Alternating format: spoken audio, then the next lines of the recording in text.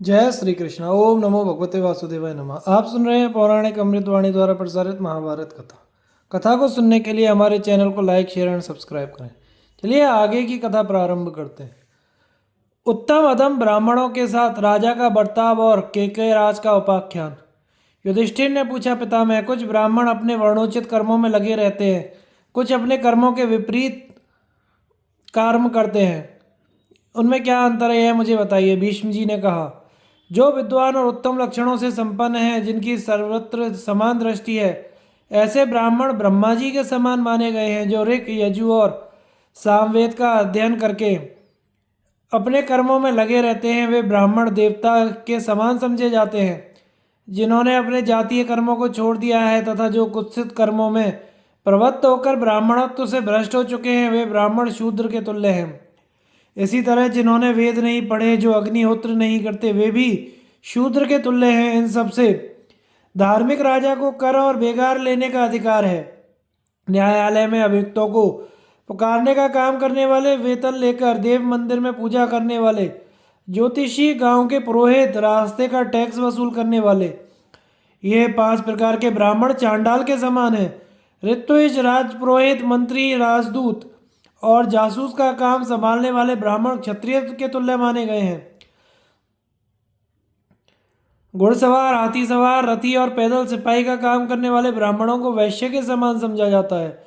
यदि राजा के खजाने में कमी हो तो उपयुक्त ब्राह्मणों से वह कर ले सकता है। केवल उन ब्राह्मणों से जो ब्रह्मा और देवताओं के समान बताए गए हैं कर नहीं लेना चाहिए। राजा ब्राह्मण के सिवा अन्य सभी वर्णों के धन का स्वामी होता है तथा जो अपने वर्ण धर्म के विपरीत कर्म करते हैं, उन ब्राह्मणों के भी धन पर राजा का ही अधिकार है। राजा कर्म भ्रष्ट ब्राह्मण को किसी तरह क्षमा ना करे, बल्कि धर्म पर अनुग्रह करने के लिए उसे दंड देकर धर्मात्मा ब्राह्मणों की श्रेणी से अलग कर दे। वेद वेदता स्नातक यदि जीविका का कोई साधन ना होने के कारण चोरी करने लगे तो राजा का कर्तव्य है कि उसके भरण पोषण का प्रबंध करे। जीविका मिल जाने पर भी यदि वह चोरी करना ना छोड़े तो उसे कुटुंब सहित राज्य से बाहर निकाल देना चाहिए। युधिष्ठिर ने पूछा, पितामह, किन किन मनुष्यों के धन पर राजा का अधिकार होता है और राजा को कैसा बर्ताव करना चाहिए। भीष्म जी ने कहा, राजा ब्राह्मण के सिवा अन्य सभी वर्णों के धन का स्वामी होता है तथा जो अपने कर्म से भ्रष्ट हो चुके हैं, उन ब्राह्मणों के भी धन पर राजा का ही अधिकार है। उसे कर्म भ्रष्ट ब्राह्मणों की ओर से लापरवाही नहीं करनी चाहिए। उन्हें दंड देकर राह पर लाना राजाओं का धर्म है। यदि राज्य में ब्राह्मण चोरी करे तो वह राजा का ही अपराध समझा जाता है, उसका पाप राजा को ही लगता है। इस विषय में एक प्राचीन इतिहास का उदाहरण दिया जाता है, सुनो। प्राचीन काल में केके राज वन में रहकर तप और स्वाध्याय किया करते थे। एक दिन उन्हें एक भयंकर राक्षस ने पकड़ लिया। यह देख राजा ने उस राक्षस से कहा, मेरे राज्य में भी एक भी चोर, दुराचारी और मदिरा पीने वाला नहीं है। अग्निहोत्र और यज्ञ करने वाला भी कोई नहीं है। फिर मेरे शरीर के भीतर तुम्हारा प्रवेश कैसे हो गया। मेरे देश में एक भी ब्राह्मण ऐसा नहीं है जो विद्वान और तपस्वी ना हो। मेरे राज्य के लोग पर्याप्त दक्षिणा दिए बिना यज्ञ नहीं करते, व्रत धारण किए बिना कोई वेद नहीं पढ़ता। अध्ययन, अध्यापन, यजन, याजन और दान तथा प्रतिग्रह, इन 6 कर्मों में लगे रहकर ही जीविका चलाते हैं। सभी ब्राह्मण मृदुल स्वभाव, सत्यवादी, अपने धर्म का पालन करने वाले तथा मेरे सम्मान पात्र हैं। सबको राज्य से वृत्ति मिलती है। मेरे राज्य के क्षत्रिय किसी से याचना नहीं करते, स्वयं दान देते हैं। वे सत्यवादी और धार्मिक हैं। वेद पढ़ते हैं, पढ़ाते नहीं, यज्ञ करते हैं, कराते नहीं, ब्राह्मणों की रक्षा करते हैं और संग्राम में भी कभी पीठ नहीं दिखाते। मेरे यहाँ वैश्य भी अपने ही कर्मों में लगे रहते हैं। वे छल कपट छोड़कर खेती, गोरक्षा और व्यापार से जीविका चलाते हैं। प्रमाद में वक्त नहीं बिताते, सदा काम में ही लगे रहते हैं। उत्तम व्रतों का पालन और सत्य भाषण करते हैं, अभ्यागतों को देकर खाते हैं तथा सबके हित का ध्यान रखते हैं। इंद्रिय संयम और पवित्रता कभी नहीं छोड़ते।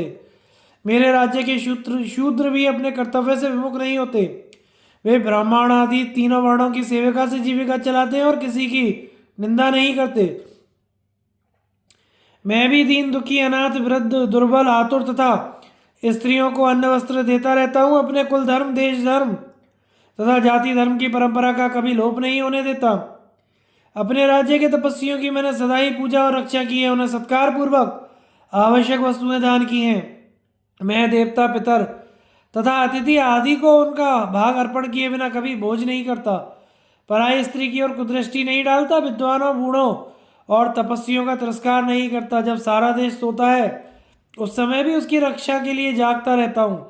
मेरे पुरोहित आत्मज्ञानी तपस्वी और सब धर्मों के ज्ञाता हैं। वे बड़े ही बुद्धिमान तथा सारे राज्य के स्वामी हैं। मैं धन दान देकर विद्या पाने की इच्छा रखता हूँ। सत्य भाषण तथा ब्राह्मणों की रक्षा करके पुण्य लोकों पर अधिकार पाना चाहता हूँ और सेवा द्वारा गुरुजनों के अनुकूल रखता हूँ। मेरे राज्य में विधवा स्त्री नहीं है और अधम धूर्त चोर अनाधिकारियों से यज्ञ कराने वाले तथा पापरायण ब्राह्मण का भी अभाव है। इसलिए मुझे राक्षसों से तनिक भी भय नहीं है। राक्षस ने कहा, केकैराज, आप सब अवस्थाओं में धर्म पर ही दृष्टि रखते हैं, इसलिए आपका भला हो। अपने घर जाइए, मैं भी आपको छोड़कर लौट जाता हूँ। जो गौ ब्राह्मण और प्रजा की रक्षा करते हैं उन राजाओं को राक्षसों से भय नहीं होता। भीष्म जी कहते हैं, राजन, इसलिए ब्राह्मणों की सदा रक्षा करनी चाहिए। सुरक्षित रहने पर वे भी राजाओं की रक्षा करते हैं। ठीक ठीक बर्ताव करने वाले राजाओं को ब्राह्मणों का आशीर्वाद प्राप्त होता है। अतः उन्हें कर्म भ्रष्ट ब्राह्मणों पर नियंत्रण रखना चाहिए। यही राजा का उन पर अनुग्रह है। जो राजा अपने नगर और राष्ट्र की प्रजा के साथ इस प्रकार धर्मपूर्ण बर्ताव करता है वह इस लोक में सुख भोग कर अंत में स्वर्ग लोक में इंद्र के समान सुख भोगता है। आपातकाल में ब्राह्मण आदि वर्णों के कर्तव्य तथा ऋत्विजों के लक्षण। युधिष्ठिर ने पूछा, भारत ब्राह्मण का यदि अपने धंधे से गुजर ना हो सके तो वह आपत्ति काल में वैश्य के धर्म के अनुसार जीविका चला सकता है या नहीं? भीष्म जी ने कहा, ब्राह्मण अपनी जीविका नष्ट होने पर संकट के समय यदि क्षत्रिय धर्म से भी जीवन निर्वाह करने में असमर्थ हो जाए तो वैश्य धर्म के अनुसार खेती करके या गौ पालन करके गुजारा कर सकता है। युधिष्ठिर ने पूछा, भरत कुलभूषण, यह तो बताइए, ब्राह्मण यदि वैश्य धर्म से जीविका चलाते समय व्यापार भी करे तो किन किन वस्तुओं की खरीद बिक्री करने से वह स्वर्गलोक की प्राप्ति से के अधिकार से वंचित नहीं होगा? भीष्म जी ने कहा, युधिष्ठिर, ब्राह्मण को मदिरा, मांस, शहद, नमक, तिल, पकाया हुआ अन्न, घोड़ा, बैल, गाय, बकरा, भेड़ और भैंस आदि पशु, इन वस्तुओं को तो हर हालत में त्याग देना चाहिए, क्योंकि इनको बेचने से उसे नरक में जाना पड़ता है। बकरा अग्नि, भेड़ वरुण, घोड़ा सूर्य, पृथ्वी विराट, गौ यज्ञ एवं सोम का स्वरूप है। इन्हें किसी भी तरह नहीं बेचना चाहिए। कच्चा अन्न देकर पकाया हुआ अन्न लेने से अधर्म नहीं होता है। इस विषय में सनातन काल से चला आता हुआ धर्म बतला रहा हूँ, सुनो। मैं आपको अमुक वस्तु देता हूँ, इसके बदले आप मुझे अमुक वस्तु दीजिए। यह कहकर दोनों की रुचि से किया हुआ बदला धर्म माना जाता है। जबरदस्ती बदला नहीं करना चाहिए। इस प्रकार ऋषियों तथा अन्य सत्पुरुषों के व्यवहार प्राचीन काल से चले आते हैं। युधिष्ठिर ने पूछा, महाराज, यदि सारी प्रजा शस्त्र धारण कर ले और अपना धर्म छोड़ बैठे उस समय क्षत्रिय की शक्ति तो क्षीण हो जाएगी, फिर वह राष्ट्र की रक्षा कैसे कर सकेगा? किस तरह सबको शरण दे सकता है? भीष्म जी ने कहा, ऐसे समय में जिनमें वेद शास्त्रों का बल हो वे ब्राह्मण सब ओर से उठकर राजा की ताकत बढ़ावें।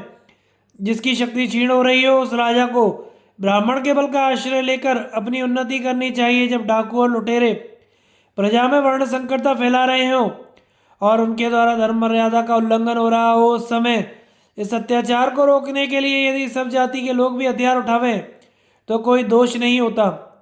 युधिष्ठिर ने पूछा, यदि क्षत्रिय जाति ही सब ओर से ब्राह्मणों के साथ दुर्व्यवहार करने लगे उस समय ब्राह्मण अथवा वेद की रक्षा कौन करे? ऐसे अवसर पर विप्र का क्या कर्तव्य है? वह किसकी शरण में जाए? भीष्म जी ने कहा, उस समय ब्राह्मण तप से, ब्रह्मचर्य से, हथियार से, बल से, सद्व्यवहार से अथवा कपट से, जैसे भी हो उसी तरह क्षत्रिय जाति को दबाने का प्रयत्न करे, क्योंकि जब क्षत्रिय ही प्रजा के ऊपर उसमें भी विशेषतः ब्राह्मणों के साथ अत्याचार करने लगे तो उसे ब्राह्मण ही दबा सकता है। कारण यह है कि क्षत्रिय ब्राह्मण से ही उत्पन्न हुए हैं। जल से अग्नि की, ब्राह्मण से क्षत्रिय की, पत्थर से लोहे की उत्पत्ति हुई है।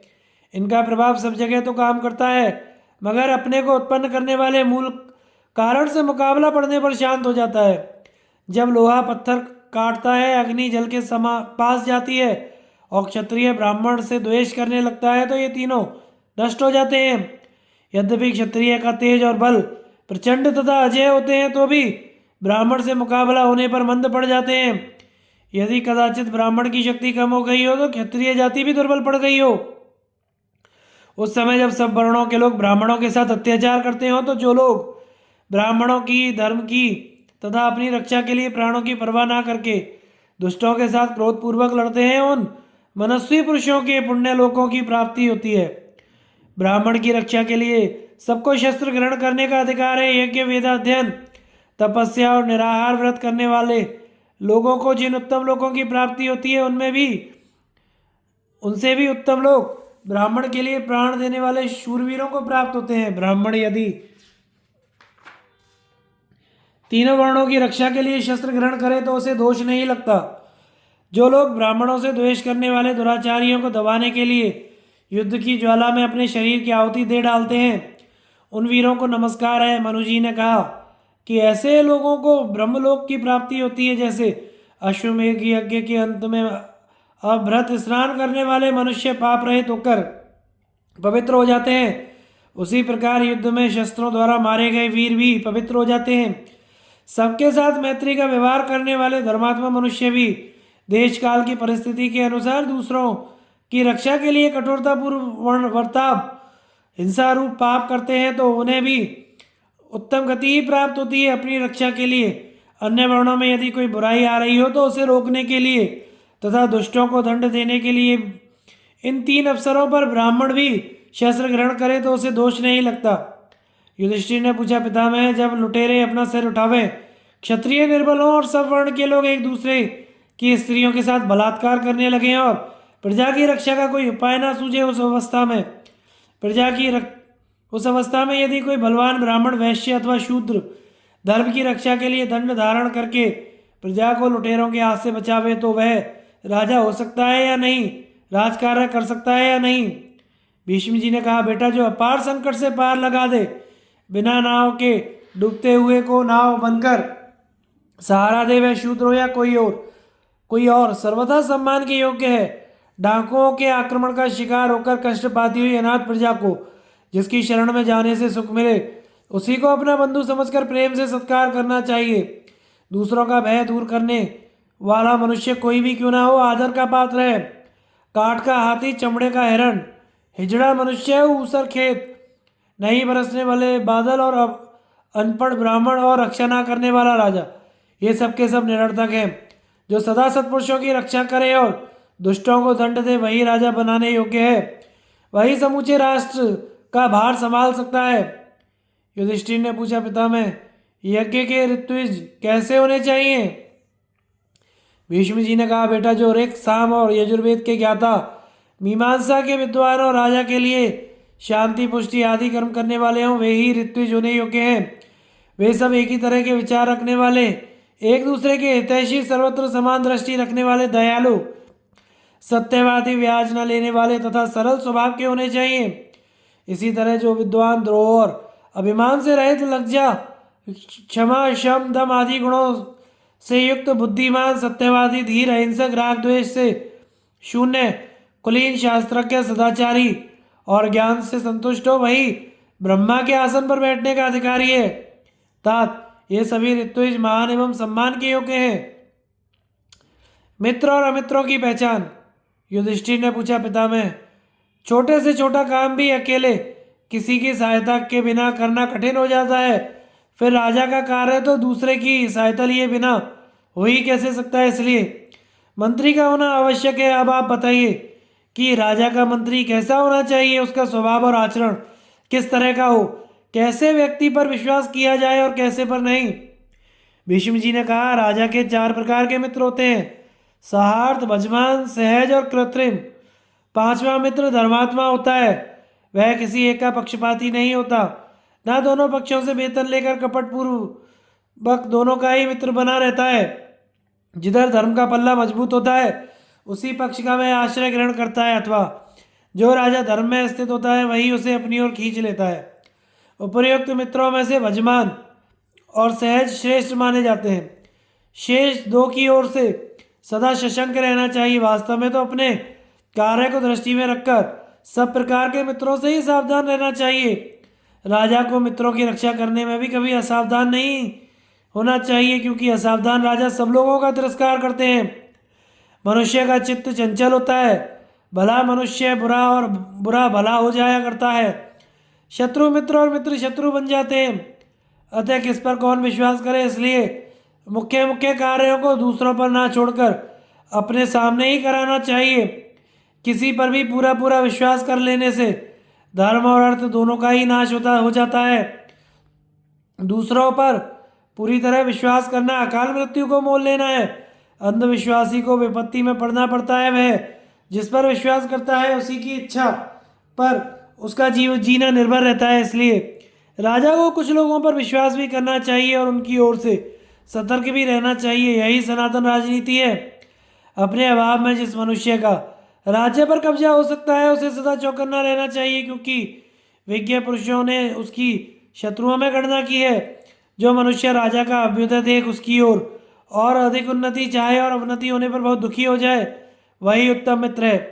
अपने न रहने पर जिस व्यक्ति को विशेष हानि पहुंचने की संभावना हो उस पर पिता के समान विश्वास करना चाहिए, और जब अपने धन की वृद्धि हो तो यथाशक्ति उसको समृद्धिशाली बनाना चाहिए। जो धर्म के कामों में भी राजा को नुकसान से बचाने का ध्यान रखता है, उसकी हानि देखकर जिसको भय होता है उसे ही उत्तम मित्र समझो। नुकसान चाहने वाले तो शत्रु ही बताए गए हैं। जो मित्र की उन्नति देखकर जलता नहीं और विपत्ति देखकर घबरा उठता है, वह मित्र अपने आत्मा के समान है, जिसका रूप रंग सुंदर और स्वर मीठा हो, जो क्षमाशील हो, ईर्ष्या रहित, प्रतिष्ठित, कुलीन हो। उसकी श्रेणी पूर्वोक्त मित्रों से भी बढ़कर है। जिसकी बुद्धि अच्छी और स्मरण शक्ति तीव्र हो, जो कार्य साधने में कुशल और स्वभावतः दयालु हो, कभी मान या अपमान हो जाने पर जिसके हृदय में दुर्भाव नहीं आता है, ऐसा मनुष्य यदि ऋत्विज, आचार्य या अत्यंत सम्मानित मित्र हो तो उसे तुम अपने घर में मंत्री बनाकर रख सकते हो। वह तुम्हारे विशेष आदर का पात्र है। उसको राजकीय गुप्त विचारों तथा धर्म और अर्थ की प्रकृति से परिचित रखना चाहिए। उसके ऊपर तुम्हारा पिता के समान विश्वास होना चाहिए। एक काम पर एक ही व्यक्ति को नियुक्त करना, दो या तीन को नहीं, क्योंकि उनमें परस्पर अमर्ष हो जाने की संभावना रहती है।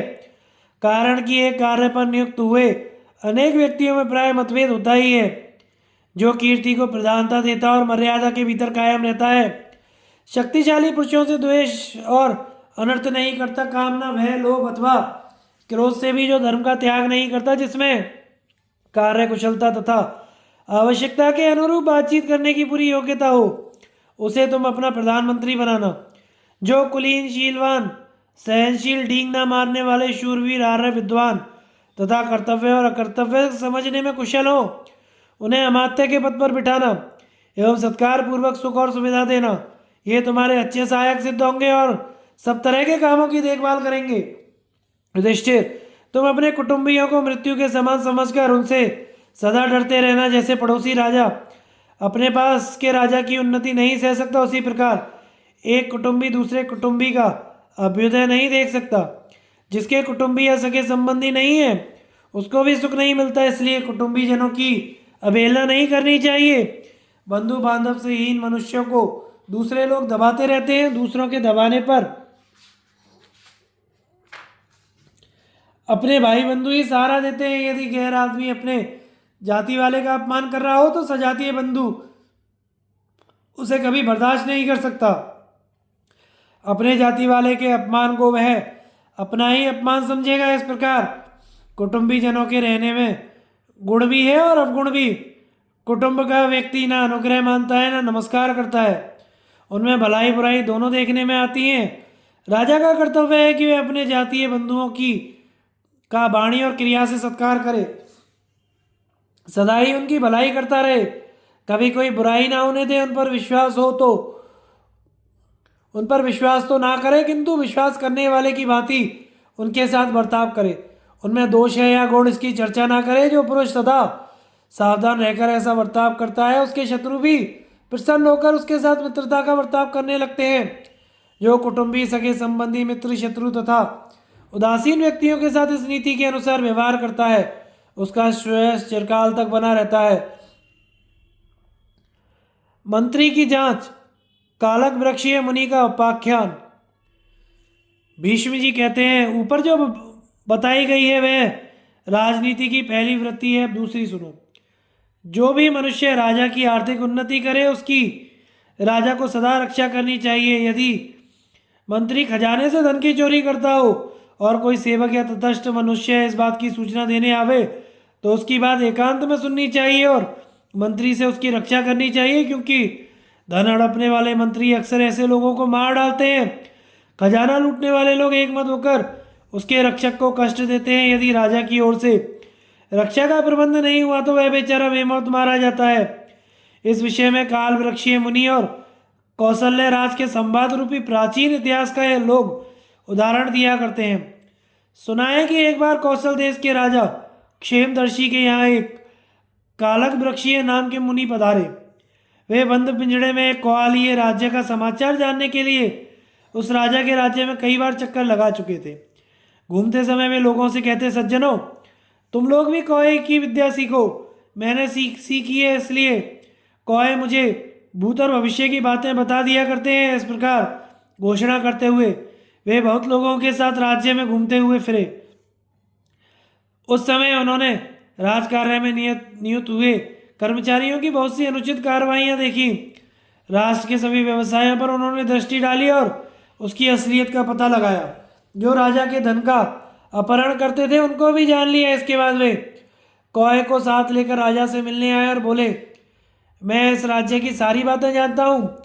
सबसे पहले वे राजमंत्री के पास जाकर बोले, मेरा कौआ कहता है कि तुमने अमुक स्थान पर अमुक काम किया है, राजा के खजाने से भी चोरी की है।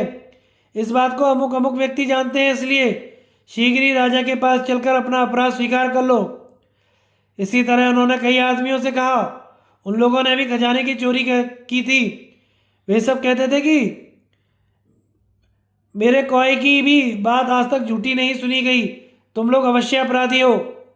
इस प्रकार जब मुनि ने राज कर्मचारियों का तिरस्कार किया तो सबने मिलकर मुनि के सो जाने पर रात में उनके कौए को मरवा डाला। सवेरे उठने पर जब उन्होंने देखा कि मेरा कौआ पिंजड़े में बाण से बिंधकर मरा पड़ा है तो राजा क्षेमदर्शी के पास जाकर कहा, राजन, आप प्रजा के प्राण और धन के स्वामी हैं। मैं आपसे अभय की याचना करता हूँ। यदि आज्ञा हो तो मैं आपके हित की बात बताऊँ। राजा ने कहा, विप्रवर, मैं अपना हित चाहता हूँ और आप मेरे हित की बात ही कहने वाले हैं। ऐसी दशा में क्षमा क्यों नहीं करूँगा। मैं प्रतिज्ञा करता हूँ आपके कहे अनुसार कार्य करूँगा। आप जो कुछ कहना चाहते हैं बेठक के कहें। मुनि ने कहा, महाराज, आपके कर्मचारियों में से कौन अपराधी है और कौन निरपराध, इस बात का पता लगाकर तथा आप पर सेवकों की ओर से भय आने वाला है यह जानकर प्रेम पूर्वक राज्य का सारा समाचार बताने के लिए आपके पास आया हूँ। नीतिज्ञ पुरुषों का कहना है कि जिसका राजा के साथ उठना बैठना होता है उसका विषैले सांपों के साथ सहवास समझना चाहिए, क्योंकि राजा के जहाँ बहुत तेरे मित्र हैं वहाँ बहुत से दुश्मन भी होते हैं। राजा के पार्श्ववर्तियों को उन सबसे भय होता है, स्वयं राजा से भी उन्हें क्षण क्षण में खतरा रहता है। जो अपना भला चाहते हो उसे राजा के पास कभी प्रमाद नहीं करना चाहिए। जैसे जलती हुई आग के पास मनुष्य सचेत हो जाता है, उसी तरह शिक्षित पुरुष को राजा के पास सावधानी के साथ रहना चाहिए। राजा प्राण और धन दोनों का स्वामी है। जब वह क्रोध करता है तो विषधर सांप के समान भयंकर हो जाता है। अतः सेवकों को अपनी जान हथेली पर लेकर बड़े यत्न के साथ राजा की सेवा करनी चाहिए। मुंह से कोई बुरी बात ना निकल जाए। खड़ा रहते रहते, उठते बैठते, चलते और इशारा करते समय कोई बेअदबी ना हो जाए तथा शरीर से कोई कुचेष्टा ना प्रकट हो जाए। इन सब बातों के लिए सदा सतर्क रहना चाहिए। राजा को यदि प्रसन्न कर लिया जाए तो वह देवता की भांति संपूर्ण मनोरथ सिद्ध कर देता है और कुपित हो गया तो आग की भांति जड़ मूल सहित भस्म कर डालता है। मेरे जैसा मंत्री आपत्ति काल में बुद्धि द्वारा सहायता देता है। राजन, आपको पता नहीं, मेरा यह कौआ आपके ही कार्य में मारा गया है, किंतु इसके लिए मैं आपको और आपके प्रेमियों को दोष नहीं दे सकता। आप खुद अपने हित और अहित को पहचानिए, स्वयं राजकीय कार्यों को देखिए, दूसरों की देखभाल पर विश्वास न कीजिए। जो लोग आपके ही घर में रहकर आपका खजाना लूटते हैं वे प्रजा की भलाई चाहने वाले नहीं हैं। उन्हीं लोगों ने मेरे साथ वैर बांध लिया है जो आपका विनाश करके इस राज्य को हड़प लेना चाहते हैं। वह इसके लिए अंतःपुर में आने जाने वाले नौकरों से मिलकर कोई षड्यंत्र करने की फिराक में है। ऐसा करने से ही उसका काम बनेगा, अन्यथा नहीं। अतः आपको सावधान हो जाना चाहिए। मैं कोई कामना लेकर यहाँ नहीं आया था, तो भी षड्यंत्रकारियों ने कपट करने की इच्छा से मेरे कौए को मारकर यमलोक पहुंचा दिया। यह बात मुझे अपने तपोबल से मालूम हुई है। जैसे हिमालय की कंदरा में ठूंठ, पत्थर और कांटे होते हैं, उसी उसके भीतर सिंह और व्याघ्रों का निवास होता है, और इन्हीं सब कारणों से उसमें प्रवेश करना तथा रहना कठिन हो जाता है। उसी प्रकार दुष्ट अधिकारियों के कारण इस राज्य में किसी का भी रहना मुश्किल है। इस स्थान पर रहने में भलाई नहीं है। यहाँ अच्छे और बुरे की एक सी गति है।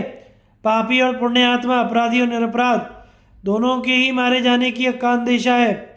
न्यायतः तो पापी को दंड मिलना चाहिए और पुण्य आत्मा का कुछ भी नहीं बिगड़ना चाहिए, मगर इस राज्य में ऐसा नहीं होता थे।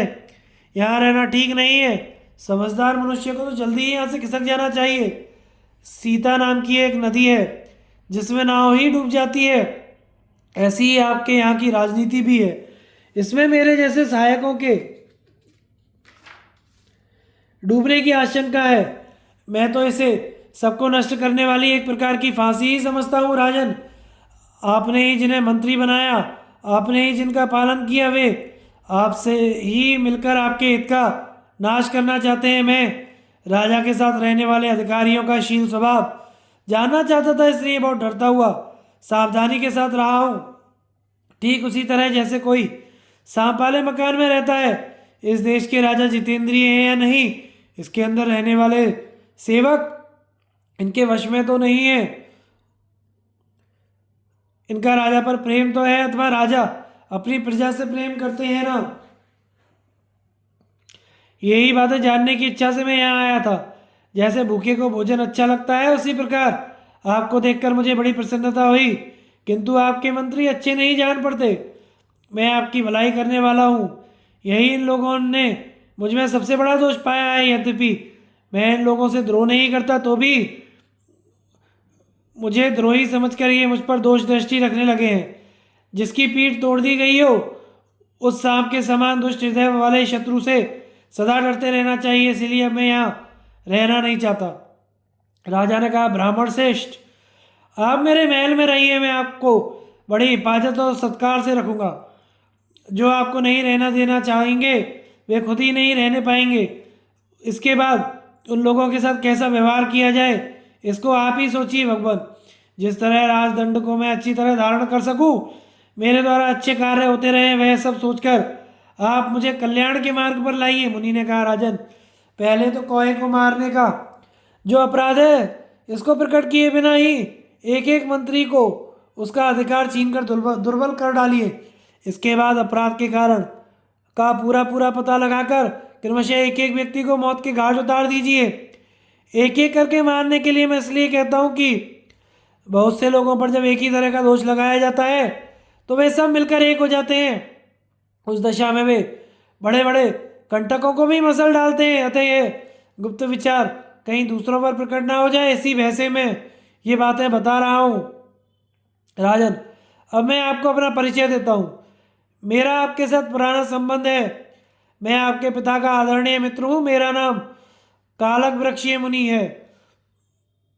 जब आपके राज्य पर संकट आया और आपके पिता का स्वर्गवास हो गया, उस समय कामनाओं का त्याग करके मैं तपस्या करने चला गया। आपके ऊपर विशेष स्नेह होने के कारण ही मैं पुनः यहाँ आया हूँ और आपको ये बातें बता रहा हूँ। इसका उद्देश्य यही है कि आप फिर किसी चक्कर में ना पड़े। आपने सुख और दुख दोनों ही देखे हैं। आप यह राज्य आपको दैवेच्छा से प्राप्त हुआ है, तो भी आप इसे मंत्रियों पर छोड़कर क्यों भूल कर रहे हैं। तदनंतर विप्रवर कालक वृक्षीय के पुनः आ जाने से राज परिवार में मंगल पाठ होने लगा। पुरोहित के वंश में भी हर्ष मनाया जाने लगा। कालक वृक्षीय मुनि ने अपनी बुद्धि के बल से कौशल नरेश को पृथ्वी का एक छत्र सम्राट बना दिया। इसके बाद उन्होंने कई उत्तम यज्ञ किए। कौशल राज ने भी पुरोहित के हितकारी वचन सुने और उनकी आज्ञा के अनुसार सब कार्य किया। इससे उन्होंने समस्त भूमंडल पर विजय प्राप्त कर ली। सभासद आदि के लक्षण तथा गुप्त सलाह सुनने के अधिकारी। युधिष्ठिर ने पूछा, पितामह, राजा के सभासद, सहायक, सुहृदय, परीक्षित, सेनापति आदि तथा मंत्री कैसे होने चाहिए? भीष्म जी ने कहा, बेटा, जो लज्जावान, जितेंद्रिय, सत्यवादी, सरल और किसी विषय पर अच्छी तरह बोल सकने वाले हो, उन्हीं को तुम सभासद बनाना। मंत्री, शूरवीर, विद्वान, ब्राह्मण, अधिक संतोषी तथा कार्य में विशेष उत्साह दिखाने वाले मनुष्यों को ही सहायक बनाने की इच्छा करना। जो कुलीन हो, अपनी शक्ति छिपाता ना हो, सुख में, दुख में, बीमारी में अथवा घायल होने पर कभी साथ ना छोड़ता हो, वही सुहृदय बनाने योग्य है। जो अपने ही देश में अच्छे कुल में उत्पन्न हुए हों, बुद्धिमान, रूपवान, वयोज्ञ, निर्भय और प्रेम रखने वाले हों, वे ही तुम्हारे परीक्षित, सेनापति आदि होने योग्य हैं। अच्छे कुल में उत्पन्न, शीलवान, इशारे समझने वाले, दयालु, देश काल के विधान को समझने वाले और स्वामी का हित चाहने वाले मनुष्यों को तुम सब कार्यों में अपने मंत्री बनाना, क्योंकि विद्वान, सत्यवादी, सदाचारी, उत्तम, व्रत का पालन करने वाला और सदा साथ देने वाले महान पुरुष तुम्हें कभी नहीं त्याग सकते। जो कामना, भय, क्रोध अथवा लोभ से भी धर्म का त्याग ना कर सके, जो अभिमान रहित, सत्यवादी, शांत, मन को जीतने वाला, दूसरों से सम्मानित तथा प्रत्येक अवस्था में जांचा बूझा हुआ मनुष्य हो, उसी को तुम्हें गुप्त सलाहकार बनाना चाहिए, जिनके साथ कोई ना कोई संबंधी हो, जो अच्छे कुल में उत्पन्न, विश्वास पात्र, स्वदेशी है, लोभ दिखाकर फोड़े ना जा सकने वाले और व्यभिचार दोष से रहित हों, जिनकी जाति उत्तम हो, जो वैदिक पद पर चलते और पुष्ट से राज्य की नौकरी करते हुए आ रहे हों, जिनमें घमंड का नाम ना हो, ऐसे लोगों को ही मंत्री बनाना चाहिए, जिनमें विनय युक्त बुद्धि, सुंदर स्वभाव, तेज, धीरता, क्षमा, पवित्रता, प्रेम और स्थिरता हो। इनके गुणों की परीक्षा करके यदि वे राजकीय कार्यभार को संभालने में प्रौढ़ और निष्कपट सिद्ध हो, तो उन्हें मंत्री बनाना चाहिए। ऐसे 5 मंत्रियों की आवश्यकता होती है। वे सबके सब बोलने में कुशल, शूर, प्रत्येक बात को ठीक ठीक समझने में निपुण होने चाहिए। जो मूर्ख और दुर्बुद्धि है, उसको सिर्फ काम हाथ में ले लेने से ही उसके विशेष परिणाम का ज्ञान नहीं होता। जिस मंत्री का राजा के प्रति अनुराग न हो, उसका विश्वास नहीं करना चाहिए, इसलिए उसके समक्ष गुप्त विचारों को प्रकट नहीं करना चाहिए। वह कपटी मंत्री यदि गुप्त विचारों को जान ले, तो अन्य मंत्रियों को मिलाकर राजा का इस प्रकार नाश कर देता है, जैसे आग हवा से भरे हुए छेदों में घुसकर समूचे वृक्ष को भस्म कर डालती है। जिसका स्वभाव सरल नहीं है, वह अनुरक्त हो, बुद्धिमान हो तथा अन्य सारे गुणों से युक्त हो, तो भी गुप्त सलाह सुनने का अधिकारी नहीं है। जिसका शत्रुओं के साथ संबंध हो तथा नगर के मनुष्यों के प्रति जिसकी सम्मान बुद्धि ना हो, उसको सुहृदय नहीं मानना चाहिए। वह तो शत्रु ही है, उसे गुप्त सलाह सुनने का अधिकार नहीं है। मूर्ख, अपवित्र, जड़, शत्रु सेवक, बातें बनाने वाला, क्रोधी और लोभी मनुष्य भी शत्रु ही है, उस पर गुप्त मंत्र नहीं प्रकट करना चाहिए। कोई सम्मान का पात्र बहुत बड़ा विद्वान और प्रेमी ही क्यों ना हो, यदि नया आया हुआ है तो वह भी गुप्त मंत्रणा सुनने का अधिकारी नहीं है। जिसका पिता अपने अधर्माचरण के द्वारा पहले अपमानपूर्वक निकाला गया हो और उसका वह पुत्र सम्मानपूर्वक पिता के पद पर नियुक्त कर लिया गया हो, उसे भी गुप्त सलाह नहीं बतानी चाहिए।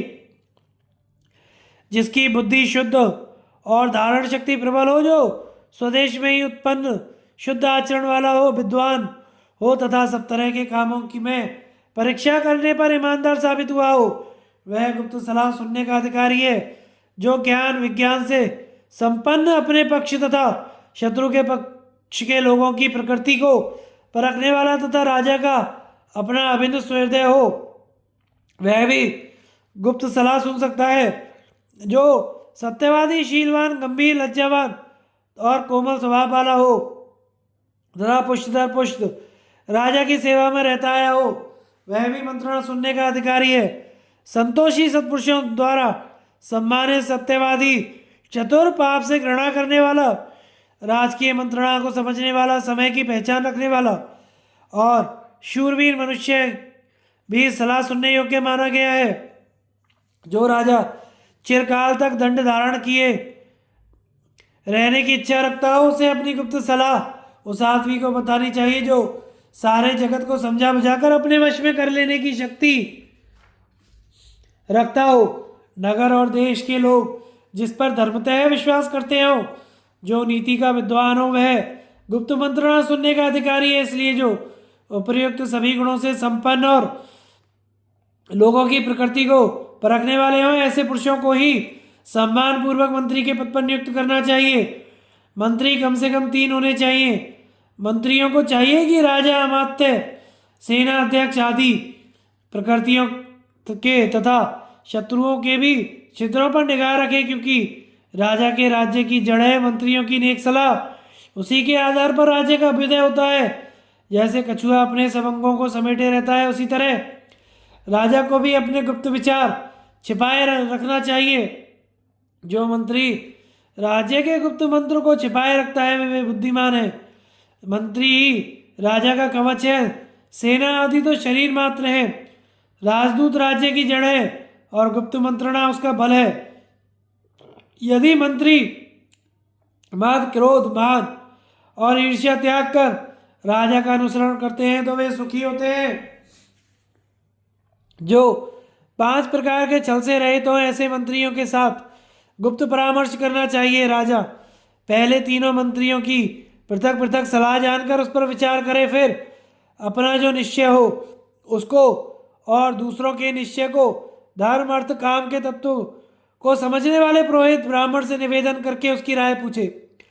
उस समय वह जो कुछ निर्णय दे उस पर यदि सब लोग एकमत हो जाएं तो उस विचार को कार्य रूप में परिणत करे। मंत्रज्ञ विद्वान कहते हैं सदा इसी तरह मंत्रणा करे और जो विचार प्रजा को अपने अनुकूल बनाने में तथा अधिक प्रबल जान पड़े उसे काम में ले। जहाँ गुप्त विचार किया जाता हो वहाँ या उसके आसपास बौने, कुबड़े, दुबले, लंगड़े, अंधे, मूर्ख, स्त्री और हिजड़े ना आने पावे। महल के ऊपरी मंजिल पर चढ़कर अथवा सूने एवं खुले हुए मैदानों में जहाँ कुछ घास पात पड़े हुए ना हो, ऐसी जगह बैठकर उपयुक्त समय में गुप्त परामर्श करना चाहिए। राजा की व्यवहारिक नीति और उसके निवास योग्य नगर का वर्णन। युधिष्ठिर ने पूछा, पितामह, किस तरह प्रजा का पालन करे जिससे वह धर्मानुसार लोगों का प्रेम और अक्षय कीर्ति प्राप्त कर सके। भीष्म जी ने कहा, जो राजा अपना भाव शुद्ध रखकर निष्कपट व्यवहार से प्रजा के पालन में लगा रहता है वह धर्म और कीर्ति प्राप्त करता है तथा उसके लोक और परलोक दोनों सुधर जाते हैं। युधिष्ठिर ने पूछा, महाप्राज्ञ, यह तो बताइए कि राजा के व्यवहार कैसे हो और वह किन लोगों के साथ लोग लेकर व्यवहार करे। मेरा तो ऐसा विश्वास है कि आपने पहले जिन गुणों का वर्णन किया वे किसी भी एक पुरुष में नहीं मिल सकते। भीष्म जी ने कहा, बेटा, तुम्हारा कहना ठीक है। वास्तव में उन सभी सद्गुणों से युक्त कोई एक पुरुष मिलना कठिन है। इसलिए राजा किस तरह और कैसे लोगों को का मंत्रिमंडल बनावे, इस बात को मैं संक्षेप में बताता हूँ। जो वेद विद्या के विद्वान, स्नातक, बाहर भीतर से शुद्ध एवं निर्भीक हो, ऐसे 4 ब्राह्मण, शरीर से बलवान तथा शस्त्र विद्या को जानने वाले 8 क्षत्रिय, धन धान्य से संपन्न 21 वैश्य, विनयशील तथा पवित्र आचरण वाले 3 शूद्र, 8 गुणों से युक्त और पुराण विद्या को जानने वाला 1 सूत जाति का मनुष्य, इन सब लोगों का एक मंत्रिमंडल बनावे। इस मंडल के प्रत्येक सदस्य की आयु 50 वर्ष के लगभग होनी चाहिए। सारा मंडल निर्भीक, किसी की निंदा न करने वाला, अधिकार के अनुसार श्रुति स्मृतियों का विद्वान, विनयशील, समदर्शी, वादी प्रतिवादी, मामलों का निपटारा करने में समर्थ, लोभ रहित तथा 7 प्रकार के दुर्व्यसनों से दूर रहने वाला होना चाहिए। शिकार, जुआ, पर स्त्री प्रसंग, मदिरापान, ये 4 कामजनित दोष और मारना, गाली बकना और दूसरे की चीज खराब कर देना, ये 3 क्रोधजनित दोष मिलकर 7 दुर्व्यसन माने गए हैं। इनमें से 8 प्रधानमंत्रियों का चुनाव करके राजा उनके साथ गुप्त सलाह मशविरा किया करे। इन सब की राय से जो बात निश्चित हो उसको देश में प्रचारित करे और प्रत्येक राष्ट्रवासी को उसका ज्ञान करावे। युधिष्ठिर, इसी व्यवहार से तुम्हें सदा प्रजावर्ग की देखरेख करनी चाहिए। जो राजा प्रजा के साथ अन्यायपूर्ण बर्ताव करता है, धर्मतः उसका पालन नहीं करता, उसके हृदय में भय बना रहता है तथा उसका परलोक भी बिगड़ जाता है। राजा का मंत्री हो या राजकुमार, न्याय ही जिसकी जड़ है, उस न्यायासन पर बैठकर यदि वह धर्मपूर्वक प्रजा की रक्षा नहीं करता, तो राज्य के दूसरे अधिकारी भी अगर प्रजावर्ग के साथ अनुचित बर्ताव करते हैं तो राजा के साथ उन्हें भी नरक में गिरना पड़ता है। जब बलवानों के अत्याचार से पीड़ित दीन, दुखी और दुर्बल मनुष्य आर्त पुकार मचाते हुए शरण में आवे, उस समय राजा को ही उन अनाथों का नाथ रक्षक होना चाहिए। पापियों को उनके अपराध के अनुसार दंड देना चाहिए।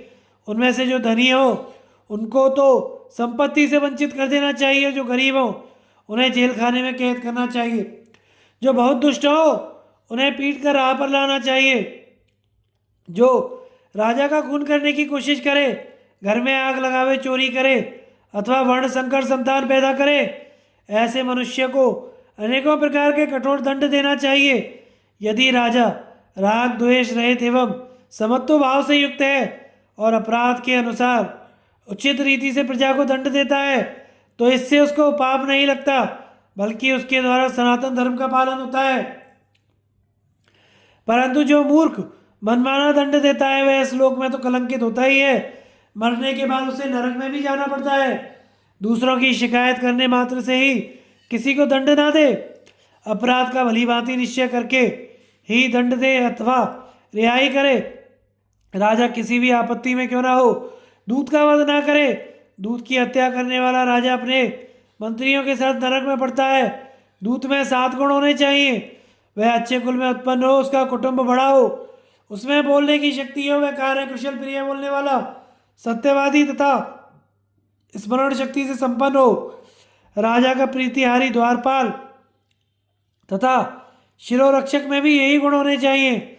मंत्री संधि विग्रह का अवसर जानने वाला, धर्मशास्त्र का तत्वज्ञ, बुद्धिमान, धीर, लज्जावान, रहस्य को गुप्त रखने वाला, कुलीन, साहसी, शुद्ध हृदय वाला हो तो उत्तम है। सेनापति में भी ऐसे ही गुण होने चाहिए।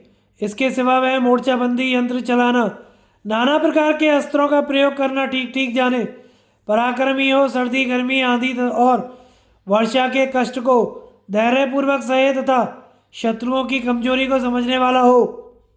राजा दूसरों का अपने ऊपर विश्वास पैदा करे पर स्वयं किसी का भी विश्वास ना करे, उसके लिए अपने पुत्रों पर भी पूरा विश्वास करना अच्छा नहीं। यदि नीति शास्त्र का तत्व है, यह नीति शास्त्र का तत्व है जो मैंने तुम्हें बता दिया, किसी पर भी पूरा विश्वास ना करना राजाओं का परम गोपनीय गुण है। युधिष्ठिर ने पूछा, पितामह, राजा स्वयं कैसे नगर में निवास करे? पहले से बनी हुई राजधानी में या नया नगर बसाकर रहे? भीष्म जी ने कहा, जहाँ सब प्रकार की संपत्ति प्रचुर मात्रा में भरी हुई हो, ऐसे 6 प्रकार के दुर्गों, किलों का आश्रय लेकर नए नगर बसाने चाहिए। पहला है धनु दुर्ग, जिसके चारों ओर दूर तक निर्जल प्रदेश, रेगिस्तान हो, उस किले को धनु दुर्ग का कहते हैं। दूसरा है मही दुर्ग, समतल जमीन के अंदर बना हुआ किला या तहखाना। तीसरा है गिरी दुर्ग, पहाड़ की चोटी पर बना हुआ किला। चौथा है मनुष्य दुर्ग, फौजी किला। पांचवा है मृत्तिका दुर्ग, रेत के ऊंचे टीलों का घेरा। और छठा वन दुर्ग, कटवासी आदि के घने जंगल का घेरा। जिस नगर में इनमें से कोई ना कोई दुर्ग हो, जहाँ अन्न और अस्त्र शस्त्रों की अधिकता हो, जिसके चारों ओर मजबूत दीवार, 4 दीवारी और गहरी चौड़ी खाई बनी हो, जहाँ हाथी, घोड़े और रथों की कमी न हो, विद्वान और कारीगर बसे हों, आवश्यक वस्तुओं से भरे कई भंडार हों, धार्मिक तथा कार्यदक्ष मनुष्यों का निवास हो, चौराहे और बाजार जिसकी शोभा बढ़ा रहे हों, जो व्यापार के लिए प्रसिद्ध स्थान हो, जहाँ पूर्ण शांति हो, कहीं से भय आने की संभावना ना हो, जिसमें बड़े बड़े शूरवीर और धनाढ्य रहते हों, वेद मंत्रों की ध्वनि गूंजती रहती हो, जहाँ सदा ही सामाजिक उत्सव और देव पूजन का क्रम चलता रहता हो, ऐसे नगर के भीतर अपने वश में रहने वाले मंत्रियों तथा सेना के साथ राजा को स्वयं निवास करना चाहिए। राजा का कर्तव्य है कि उस नगर के खजाने, सेना तथा व्यापार को बढ़ावे, मित्रों की संख्या भी अधिक करे, नगर तथा प्रांतों के सब प्रकार के दोषों को दूर करे, अन्न भंडार तथा अस्त्र शस्त्रों के भंडार को यत्नपूर्वक बढ़ाता रहे, सब प्रकार की वस्तुओं के संग्रहालयों को भी बढ़ावे, मशीन तथा अस्त्र शस्त्रों को के कारखानों की उन्नति करे, काठ, लोहा, धान की भूसी, कोयला, बांस, तेल, घी, शहद, औषध, संग, करायल, धान्य, अस्त्र शस्त्र, बाण, ढाल, बेंत तथा मूंछ, बलवज की रस्सी आदि सामग्रियों का संग्रह रखे। पौंसरों, कुओं, अधिक पानी पीने वाले जलाशयों तथा दूध वाले वृक्षों की सदा रक्षा करे। आचार्य, ऋत्विज, पुरोहित, महान धनुर्धर, थवई, कारीगर, ज्योतिषी और वैद्यों का यत्नपूर्वक सत्कार करे। विद्वान, बुद्धिमान, जितेंद्रिय, कार्यकुशल, शूर, बहुज्ञ तथा साहसी मनुष्यों को ही सब कामों में लगावे। राजा को यत्नपूर्वक धार्मिकों का सम्मान करना और पापियों को दंड देना चाहिए। सभी वर्णों का अपने अपने कर्मों में लगाना चाहिए। जासूसों के द्वारा नगर और देश की बाहरी और भीतरी समाचारों को अच्छी तरह जानकर फिर उसके अनुसार काम करना चाहिए। जासूसों से मिलने, गुप्त परामर्श करने, खजाने की जांच पड़ताल करने तथा विशेषतः अपराधियों को दंड देने का कार्य राजा को अपने हाथ में रखना चाहिए, क्योंकि इन्हीं पर राज्य का अस्तित्व कायम है। गुप्तचर रूपी नेत्रों के द्वारा सदा इस बात पर दृष्टि रखे कि मेरे शत्रु, मित्र अथवा तटस्थ व्यक्ति नगर या प्रांत में कब क्या करना चाहते हैं। उनकी चेष्टाएं जान लेने के पश्चात सावधानी के साथ उनका प्रतिकार करे, भक्तों का आदर करे और द्वेष रखने वालों को कैद में डाल दे। नित्य नाना प्रकार से यज्ञ करे, किसी को कष्ट ना पहुंचाते हुए दान दे, प्रजाजनों की रक्षा करे और कोई भी काम ऐसा ना होने दे जिससे धर्म में बाधा आती हो। दीन, अनाथ, वृद्ध तथा विधवाओं की जीविका का प्रबंध करे, उनके योग क्षेम का ख्याल रखे। अपने राज्य में जो तपस्वी हो उन्हें अपने शरीर संबंधी, कार्य संबंधी तथा राष्ट्र संबंधी समाचार बताया करे। उनके सामने सदा विनीत भाव से रहे। जिसने अपने संपूर्ण स्वार्थों को त्याग दिया हो, ऐसे कुलीन एवं बहुज्ञ तपस्वी का उसे शय्या, आसन और भोजन देकर सत्कार करना चाहिए। कैसी भी आपत्ति का समय क्यों ना हो, राजा को तपस्वी पर विश्वास करना चाहिए, क्योंकि उन पर चोर तक विश्वास करते हैं। कम से कम 4 तपस्वियों को अपना सहायक अवश्य बनाए रखना चाहिए। उनमें से एक अपने राज्य में, एक शत्रु के राज्य में, एक जंगल में और एक अपने सामंते की नगरों में रहने वाले होने चाहिए। उन सबको आदर और सत्कार के साथ आवश्यक वस्तुएं देते रहने चाहिए। अपने राज्य के तपस्वियों की भांति शत्रु के राज्य में रहने वाले तपस्वियों का भी सम्मान करना चाहिए, क्योंकि किसी आपत्ति के समय जब राजा शरणार्थी होकर आता है तो वे उसे इच्छा अनुसार आश्रय देते हैं। युधिष्ठिर, तुम्हारे पूछने के अनुसार राजा को जैसे नगर में निवास करना चाहिए उसका लक्षण मैंने संक्षेप में बता दिया है। राष्ट्र की रक्षा तथा वृद्धि के उपाय और प्रजा से कर लेने के ढंग। युधिष्ठिर ने पूछा, भरतश्रेष्ठ, अब मैं यह जानना चाहता हूं कि राष्ट्र की रक्षा और वृद्धि किस प्रकार करनी चाहिए।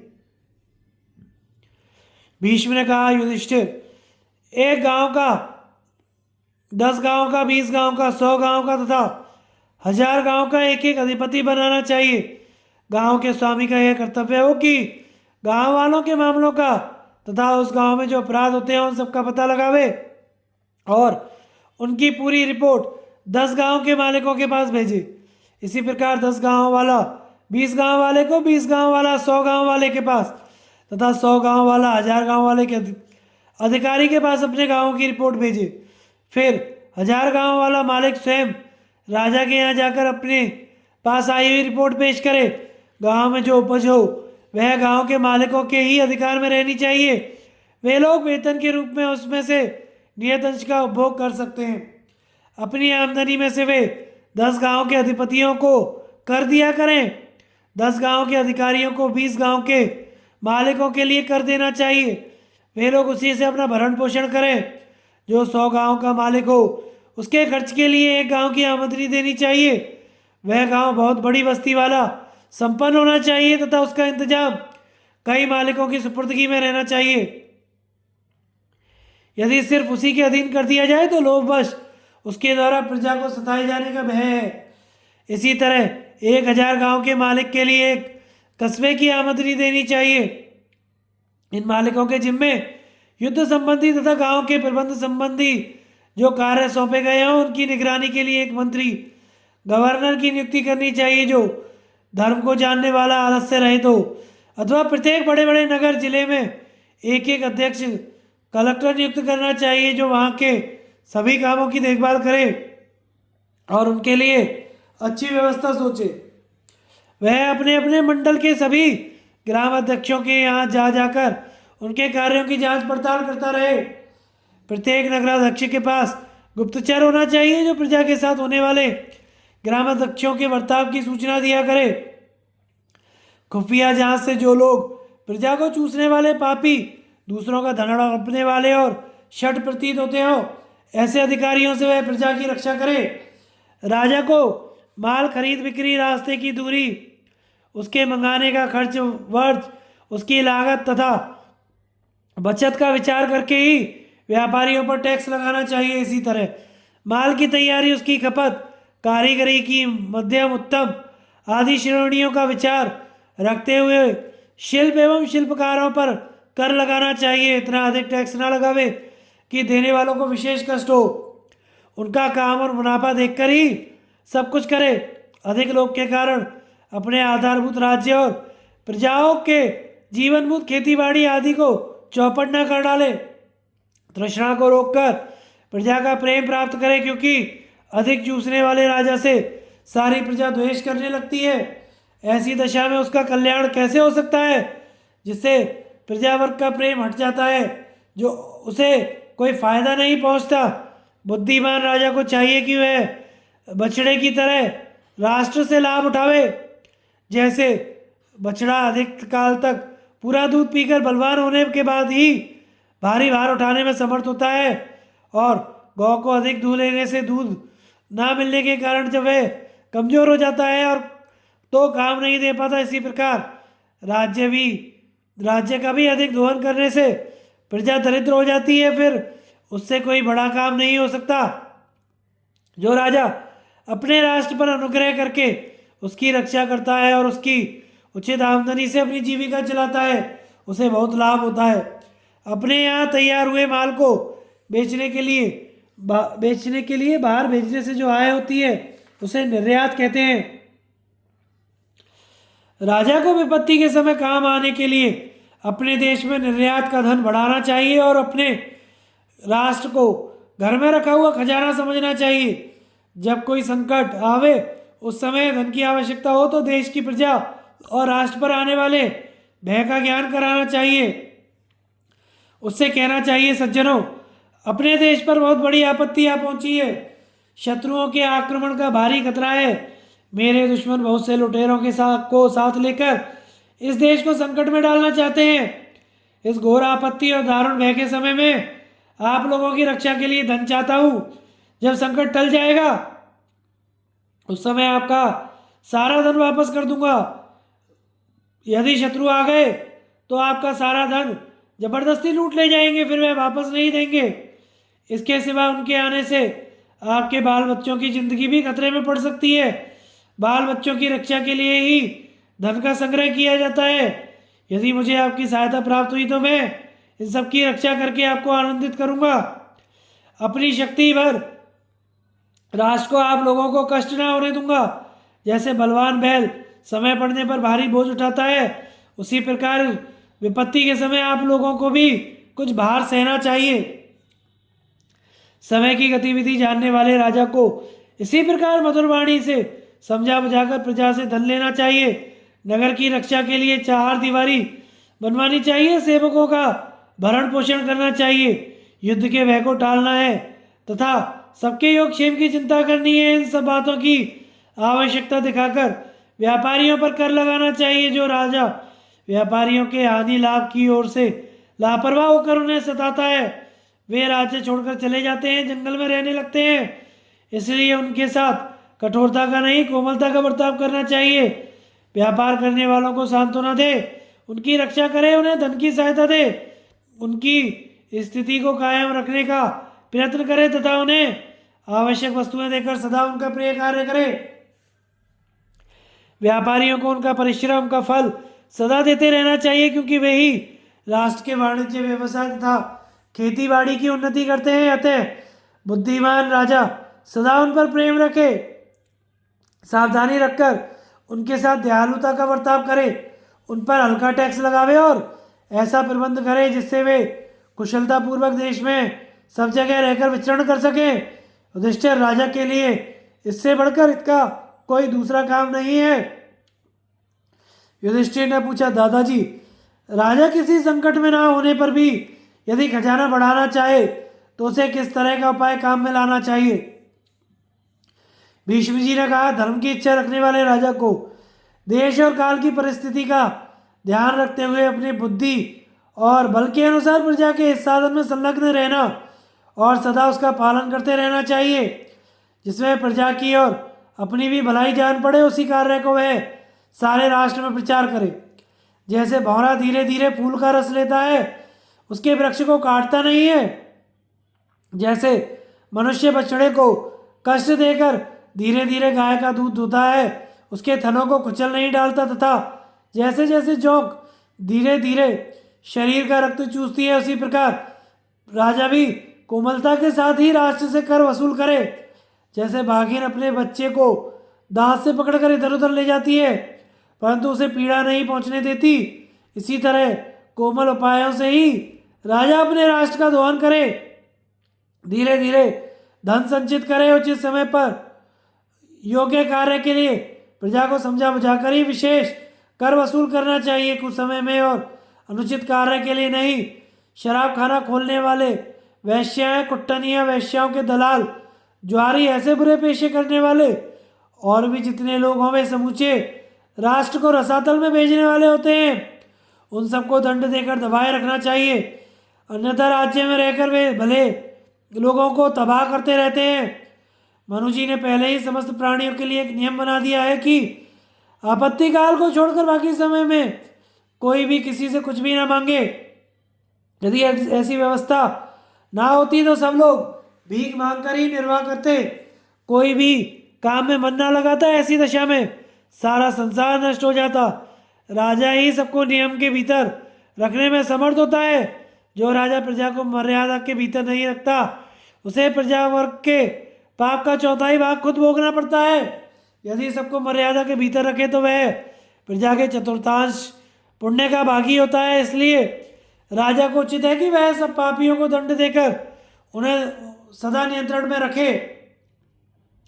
ऊपर बताए हुए मदिरालय, वेश्यालय आदि स्थानों पर रोक लगा देनी चाहिए, क्योंकि इनके कारण मनुष्यों में आसक्ति बढ़ती है। आसक्ति के वशीभूत हुआ मनुष्य मांस खाता, मदिरा पीता और परधन तथा परस्त्री का अपहरण करता है। स्वयं तो करता ही है, दूसरों को भी यही सब करने का उपदेश देता है। जिन लोगों के पास कुछ संग्रह नहीं है वे यदि विपत्ति के समय ही याचना करें तो उन्हें धर्म समझकर दया करके ही देना चाहिए, किसी भय या दबाव में पड़कर नहीं। तुम्हारे राज्य में भिखमंगे और लुटेरे ना हो, क्योंकि वे सिर्फ प्रजा के धन का अपहरण करते हैं, उसकी उन्नति नहीं करते।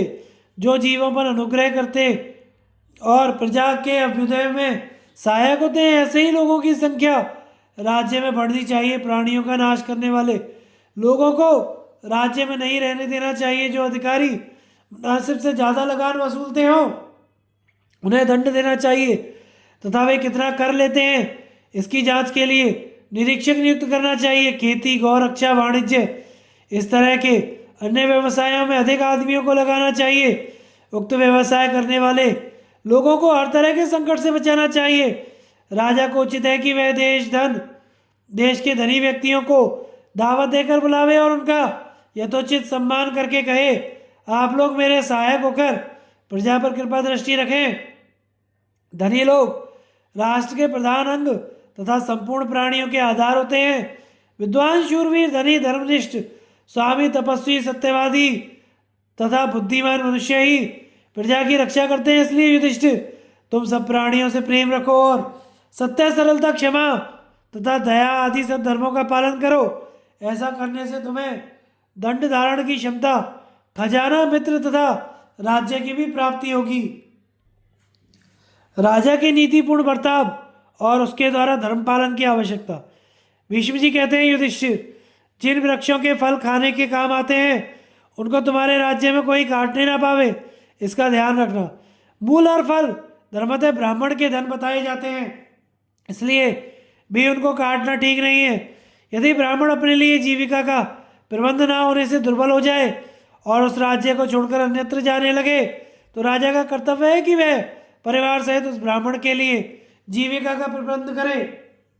ऐसा करने से वह निस्संदेह लौट आएगा। यदि इतना करने पर भी वह कुछ बोले नहीं तो प्रार्थना करनी चाहिए, भगवान मेरे पूर्व अपराध पर दृष्टि न डालिए, उसे बुला दीजिए। इस तरह विनय पूर्वक उसको प्रसन्न करना राजा का सनातन धर्म है। खेती, पशुपालन और वाणिज्य ये तो इस लोक की ही आजीविका है, किंतु तीनों वेद ऊपर के लोगों की भी रक्षा करते हैं। जो लोग उस वेद विद्या के अध्ययन में या यज्ञ याग आदि वैदिक कर्मों में रोड़े अटकाते हैं वे डकैत हैं। उनका वध करने के लिए ही ब्रह्मा जी ने क्षत्रियों को उत्पन्न किया है। युधिष्ठिर, तुम शत्रुओं को जीतो, प्रजा की रक्षा करो, नाना प्रकार के यज्ञ करते रहो और संग्राम में वीरतापूर्वक लड़ो, कभी पीठ ना दिखाओ। राजा को संपूर्ण लोगों की भलाई के उद्देश्य से सदा ही युद्ध के लिए तैयार रहना चाहिए। शत्रुओं की गतिविधि का पता लगाने के लिए सब और गुप्तचर तैनात कर देने चाहिए। जो लोग अपने अंतरंग और आत्मीय हो उनसे बाहरी लोगों की रक्षा करो और बाहरी लोगों से अंतरंग व्यक्तियों को बचाओ। फिर सबसे अपनी रक्षा करते हुए इस पृथ्वी की भी रक्षा करो। मुझ में क्या कमजोरी है, किस तरह की आसक्ति है, कौन सी ऐसी बुराई है जो अब तक दूर नहीं हुई है, किस कारण से मुझ में दोष आता है, इन सब बातों का तुम्हें सदा विचार करते रहना चाहिए। कल तक मेरा जैसा बर्ताव रहा उसकी लोग प्रशंसा करते हैं या नहीं? यदि अब से मेरे बर्ताव को लोग जाने तो उसकी तारीफ करेंगे या नहीं?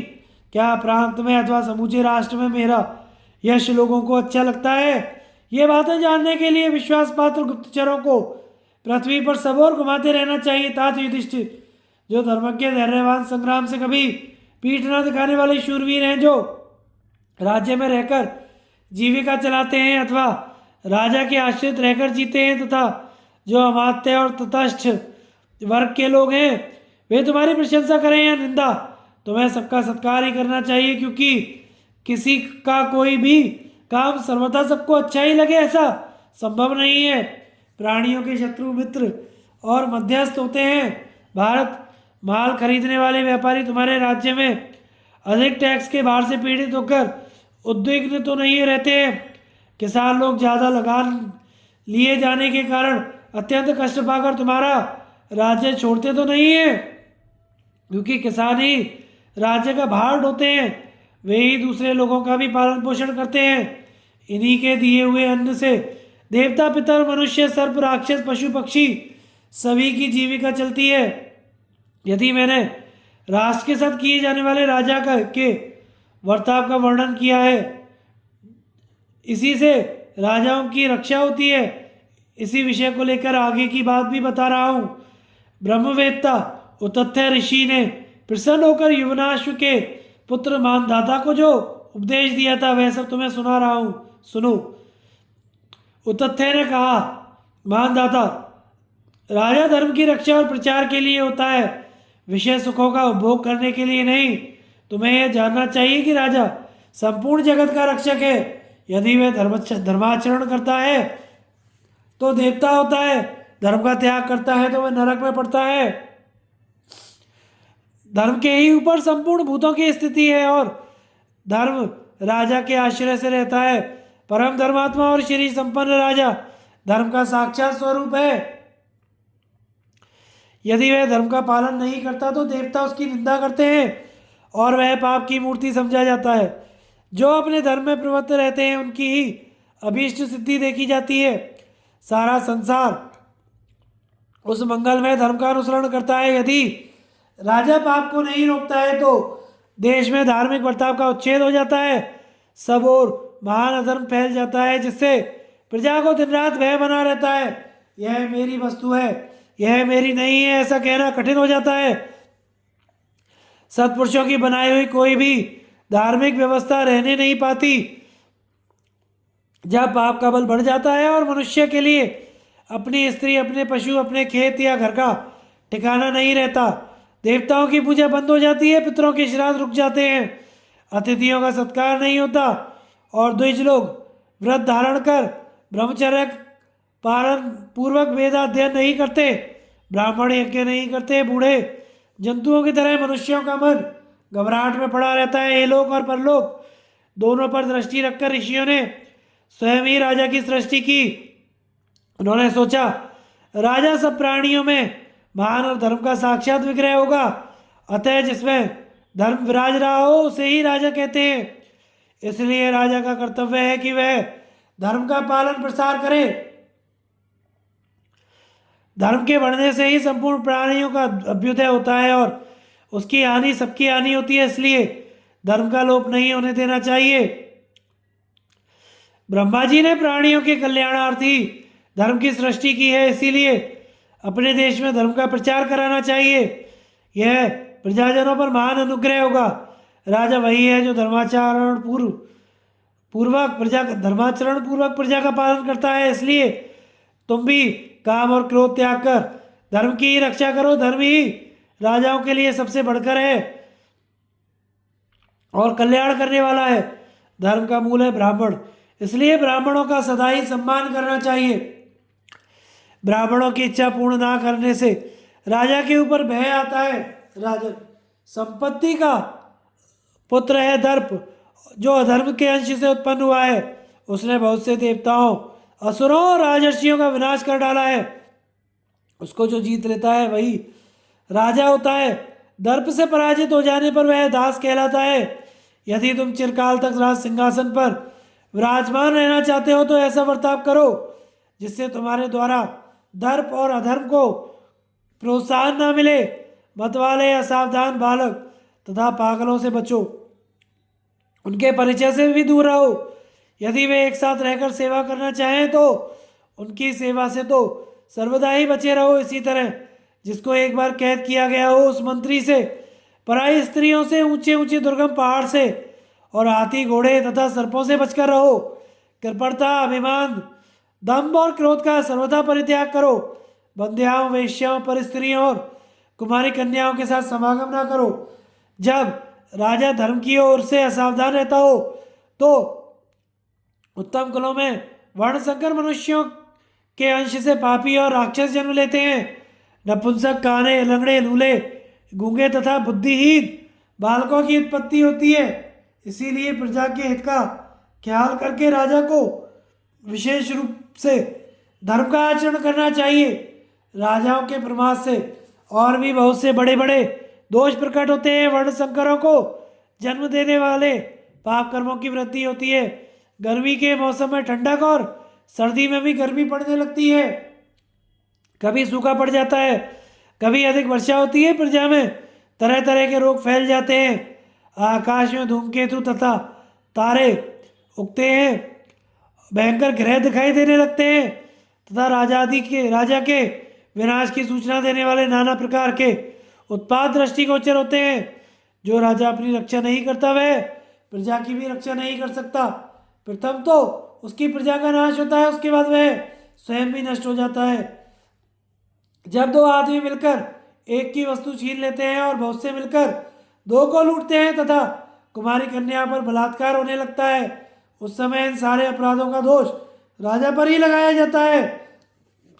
राजा धर्म को छोड़कर जब प्रमाद में पड़ जाता है तो कोई भी मनुष्य अपने धन को अपना नहीं कह सकता। आगे की कथा का प्रसारण हम अगले भाग में करेंगे। हमारे चैनल को लाइक, शेयर और सब्सक्राइब करें। धन्यवाद।